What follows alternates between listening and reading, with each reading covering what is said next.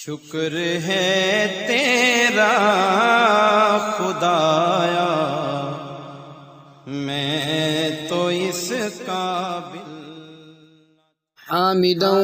ومصليا أما بعد فأعوذ بالله من الشيطان الرجيم بسم الله الرحمن الرحيم إن الله فالق الحب والنوى ان اللہ فالق الحب والنوا، بے شک اللہ فالق الحب، فالق چیرنے والا ہے، الحب دانے کو، والنوا اور گٹھلی کو۔ اس پورے رکوع کے اندر رب تعالیٰ کی قدرت کے کرشمے ہیں جن کو انسان دیکھ کر، جن پر توجہ کر کے، سمجھ کر، غور و فکر کر کے وہ بندہ اپنے رب کو پہچان سکتا ہے کہ یہ ساری کی ساری قدرت کاملہ یہ رب تعالیٰ کی ہے۔ اللہ کے علاوہ اور کسی کے پاس یہ قدرت نہیں ہے کہ جو اس طرح کے وہ کارنامے سر انجام دے یا اس طرح کے کوئی اور بندہ کوئی کام کر سکے۔ ان اللہ فالق الحب، بے شک اللہ فالق الحب والنوا، وہ چیرنے والا ہے دانے کو، والنوا اور گٹھلی کو۔ اب دانہ یا گٹھلی جب اسے زمین کے اندر ڈال دیا جاتا ہے تو رب تعالیٰ کی یہ قدرت کاملہ ہے، ڈال کر اس کو پانی لگا دیا جائے تو اسی دانے میں سے یا اسی گٹھلی میں سے رب تعالیٰ دو کونپلوں کو نکالتے ہیں، دو شاخوں کو نکالتے ہیں۔ ایک زمین کے اندر چلی جاتی ہے جو جڑ بنتی ہے، اور ایک زمین کے باہر آتی ہے جو کونپل بنتی ہے، اور اس کے اوپر پھول لگتے ہیں، اس کے اوپر پھل لگتے ہیں، پتے لگتے ہیں۔ فالق الحب والنوا، چیرنے والا ہے اس دانے کو اور والنوا اور اس گٹھلی کو۔ یخرج الحی من المیت، اب یہ رب تعالیٰ کے علاوہ کسی اور کے پاس یہ قدرت نہیں ہے کہ اس دانے کو یا گٹھلی کو چیر سکے۔ یخرج الحی من المیت، وہ نکالتا ہے الحی زندہ کو، من المیت مردہ سے، ومخرج المیت من الحی، اور وہ نکالنے والا ہے المیت میت کو، مردہ کو، من الحی زندہ سے، زد سے ہی نکالتا ہے۔ رب کائنات نے انسان کو قطرے سے نکالا اور قطرے کو اللہ نے انسان سے نکالا، حالانکہ وہ قطرہ مردہ ہے، اس کی حیثیت بھی کیا ہے، اور فرمایا پھر اس سے رب کائنات نے اتنا خوبصورت انسان بنایا، وجود عطا فرمایا انسان کو، پھر اسی انسان سے اس قطرے کو نکالا۔ اسی طرح جانور سے رب کائنات نے آنڈے کو نکالا جو کہ مردہ ہے، پھر اسی مردہ آنڈے سے رب کائنات نے ایک زندہ کو نکالا۔ یہ اللہ کے علاوہ اور کسی کے پاس قدرت نہیں ہے، یہ سب سے بڑی قدرت ہے رب تعالیٰ کی۔ ذالکم اللہ، یہ اللہ ہے، فَأَنَّا تُؤْفَكُونَ، تم کہاں اوندے جا رہے ہو۔ فالق الاصباح، فالق الاصباح، وہ تاریکی کو چیر کر صبح کو نکالنے والا ہے، صبح کو نکالنے والا ہے۔ رات کی تاریکی کو چیرا اور اس میں سے صبح کو نمودار کر دیا، صبح کو نکال دیا۔ یہ اللہ کے علاوہ اور کسی کے پاس یہ قدرت نہیں ہے کہ جو صبح کو نکال سکے۔ اور فرمایا کہ وَجَعَلَ اللَّيْلَ سَكَنًا، اور بنایا اس اللہ نے رات کو سکنا، سکون کی چیز، رات کو چین کا ذریعہ بنایا۔ انسان سارے دن کا تھکا ماندہ آتا ہے، رات کو آرام کرتا ہے تو اس کے سارے دن کی تھکاوٹ اتر جاتی ہے۔ اسی طرح چرند پرند ہر ایک چیز وہ اپنے اپنے گھروں کے اندر، گھونسلوں کے اندر وہ آرام کرتی ہے۔ رب تعالیٰ نے رات یہ ہر ایک کے لیے ذریعہ سکون بنایا اور دن کو ذریعہ معاش بنایا۔ وَجَعَلْنَا النَّهَارَ مَعَاشًا، رب کائنات نے دن کو ذریعہ معاش بنایا، انسان اس کے اندر سارا دن کماتا ہے، کام کاج کرتا ہے، اور رات کو سکون کرتا ہے،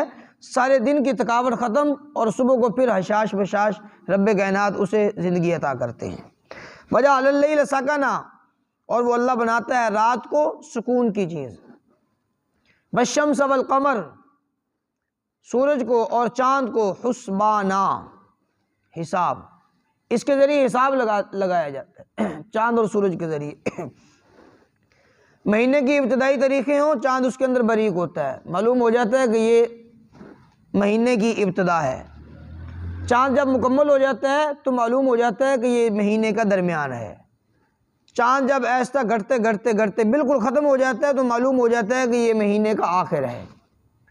تو فرمایا چاند سورج کو رب کائنات نے تمہارے لیے ذریعہ حساب بنایا ہے، اس کے ذریعے تم حساب لگا سکتے ہو، دنوں کا حساب لگاتے ہو، مہینوں کا حساب لگاتے ہو۔ ذالک تقدیر العزیز العلیم، یہ تقدیر ہے، یہ ایک اندازہ ہے، یہ تقدیر ہے، یہ العزیز العلیم ایسی ذات کی جو غالب ذات ہے اور علیم ذات ہے، زبردست ذات ہے، علیم جاننے والی، العزیز غالب زبردست ذات۔ تو فرمایا کہ یہ اس ذات کی قدرت ہے۔ وَهُوَ الَّذِي جَعَلَ لَكُمُ النُّجُومَ لِتَهْتَدُوا بِهَا فِي ظُلُمَاتِ الْبَرِّ وَالْبَحْرِ، ہوا وہ یعنی اللہ، الذی وہ ذات ہے، جعل جس نے بنایا، لکم تمہارے لیے، النجوم ستاروں کو تمہارے لیے بنایا، لتہتدوا بہا تاکہ تم راہ پاؤ ان کے ذریعے، فی ظلمات البر والبحر خشکی کی تاریکیوں کے اندر یعنی جنگلوں کے اندر، والبحر اور جو تری کی تاریکیاں ہیں یعنی سمندری اور دریائی جو راستے ہیں، فرمایا ان کے اندر تم ان ستاروں کے ذریعے ہدایت پاؤ، راستہ پاؤ۔ ان ستاروں کے ذریعے لوگ راستہ پا لیتے تھے رات کو دیکھ کر کہ یہ ستارہ فلاں اس طرف جو ستارہ ہے، جو فلاں ستارہ نمودار ہوتا ہے وہ مشرقی جانب ہے، وہ مغربی جانب ہے، یہ مشرق جانب ہے، یہ مغرب جانب ہے، اس طرف ہم جائیں گے، اس طرف پہنچیں گے، اس طرف جائیں گے، اس طرف پہنچیں گے۔ تو فرمایا کہ یہ ستارے تمہیں اپنا راستہ متعین کرنے کے لیے یہ تمہیں طاقت دیتے ہیں، یہ تمہیں قدرت دیتے ہیں، یہ تمہیں سمجھ دیتے ہیں۔ فی ظلمات البر والبحر، جنگل کے اندر انسان وہ بھٹک جائے پھر بھی ستاروں کو دیکھ کر وہ اندازہ لگا سکتا ہے، اسی طرح وہ باہر کے اندر، دریاؤں کے اندر، سمندروں کے اندر اگر انسان وہ بھٹک جائے، راستہ بھول جائے تو ان ستاروں کو دیکھ کر پھر بھی وہ اندازہ لگا سکتا ہے۔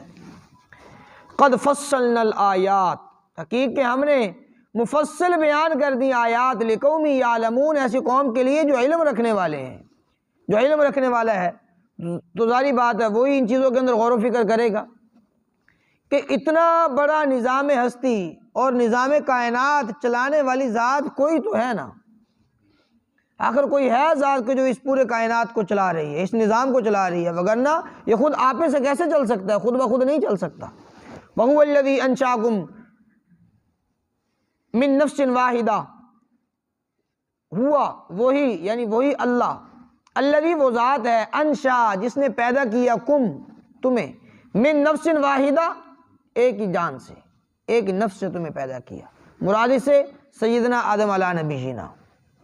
علیہ السلام، سیدنا آدم علیہ السلام سے رب کائنات نے ایک ہی جان سے سب کو پیدا کیا۔ اب دیکھیں رنگ بھی مختلف ہیں، لوگوں کے قد کاٹ بھی مختلف ہیں، اور ان کی جناب وہ ان کا رہنے کا طور طریقہ سلیقہ وہ بھی سب کا مختلف ہے، ان کے علاقے بھی مختلف ہیں۔ تو فرمایا یہ سب کے سب بعد میں اختلاف، وگرنہ من نفس واحدہ، انشاکم من نفس واحدہ، تمہیں سب کو رب کائنات نے ایک ہی جان سے پیدا فرمایا۔ فمستقر ومستودع، پھر کہیں تمہیں ٹھہرایا، مستقر کہا جاتا ہے جہاں پر ٹھہرنے کی جگہ ہے، اور مستودع اس جگہ کہا جاتا ہے جہاں پر بطور ودیعت کے ہوتی ہے، جہاں پر امانت رکھی جاتی ہے۔ اب مستقر سے یا تو مفسرین اکرام نے اس کے اندر مختلف اقوال لکھے ہیں، ایک یہ کہ مستقر اس سے مراد یہ دنیا ہے، دنیا کے اندر ہمارے ٹھہرنے کا جو مقام ہے، ہمارے ٹھہرنے کی جو جگہ ہے وہ ہے، اور مستودع امانت رکھی گئی، اس سے مراد وہ ماں کا پیٹ ہے جس کے اندر ہمیں کچھ وقت کے لیے وہ بطور استودع کے رکھا گیا، بطور امانت کے وہاں پر رکھا گیا۔ یا پھر دوسری بات، مستقر سے مراد آخرت ہے، اور مستودع کچھ دیر کے لیے جہاں پر امانت رکھا جائے وہ دنیا کائنات ہے۔ اس دنیا کے اندر ہم نے کچھ دیر کے لیے آخرت کے مقابلے کے اندر بالکل معمولی اور تھوڑا سا وقت گزارا ہے۔ یا پھر ایک بات، ایک اور قول یہ ہے کہ مستقر سے مراد وہ آخرت ہے، اور مستودع سے مراد یہاں پر امانت عارضی طور پر رکھا گیا وہ ہے قبر، یعنی قبر کے اندر کچھ وقت کے لیے انسان کو رکھا جائے گا، پھر میدان محشر کے اندر جمع کیا جائے گا۔ جو بھی صورت ہو، فرمایا وَالَّذِي أَنشَأَكُم مِّن نَفْسٍ وَاحِدَةٍ، اللہ وہ ذات ہے جس نے تمہیں پیدا کیا ایک ہی جان سے، فمستقر پھر تمہیں کہیں ٹھہرایا، ومستودع کہیں تمہیں امانت رکھا۔ قد فصلنا الآیات، حقیقت ہم نے مفصل بیان کر دی آیات، لقوم یفقہون ایسی قوم کے لیے کہ جو سمجھ رکھنے والی قوم ہے، اس کے لیے ہم نے ان آیات کو اور اپنی نشانیوں کو بالکل مفصل طور پر بیان فرما دیا۔ وَهُوَ الَّذِي أَنزَلَ مِنَ السَّمَاءِ مَاءً، ایک اور قدرت کاملہ ان نشانیوں میں سے 8ویں نمبر پر یہ نشانی، اللہ وہ ذات ہے جس نے نازل کیا آسمان سے پانی کو، جس نے آسمان سے پانی کو اتارا، پانی کو نازل کیا، اور پھر فَأَخْرَجْنَا بِهِ نَبَاتَ كُلِّ شَيْءٍ، فَأَخْرَجْنَا پھر ہم نے نکالا بِهِ اس پانی سے، نبات کل شیء ہر قسم کی اگنے والی چیز، نبات ہر اگنے والی چیز، کل شیء ہر اگنے والی چیز کو ہم نے پھر اس پانی کے ذریعے نکالا، فَأَخْرَجْنَا مِنْهُ خَضِرًا نُخْرِجُ مِنْهُ حَبًّا مُتَرَاكِبًا، پھر ہم نے نکالا اس سے خضرًا سرسبز و شاداب، پھل پھول، یہ وہ کونپلیں اور پودے، نخرجو ہم نکالتے ہیں منہ حبًا اسی سے دانہ، متراکبہ ایک دوسرے کے اوپر چڑھے ہوئے، زمین کے اندر جب دانہ ڈالا جاتا ہے تو وہ ایک دانہ ہے، ایک ہی دانہ نکلا زمین سے، اس نے دو اپنی جڑیں بنائی، دو اپنی شاخیں بنائی، ایک زمین کے اندر چلی گئی بطور جڑ کے اور دوسری باہر آ گئی بطور کونپل کے۔ تو پھر فرمایا کہ اگر ایک ہی زمین پر مختلف قسم کے دانوں کو ڈال دیا جائے، اب زمین ایک ہے، ان کا پانی بھی ایک ہے، آب و ہوا بھی ایک ہے، گرمی سردی بھی ایک ہے، ہر اعتبار سے وہ ایک ہے، لیکن ہر پھل کا، ہر پتے کا ذائقہ الگ، اس کی خوشبو الگ، اس کی خوشبو الگ، اس کا ذائقہ الگ، اس کا ذائقہ الگ، اس کا مزہ الگ، اس کا مزہ الگ،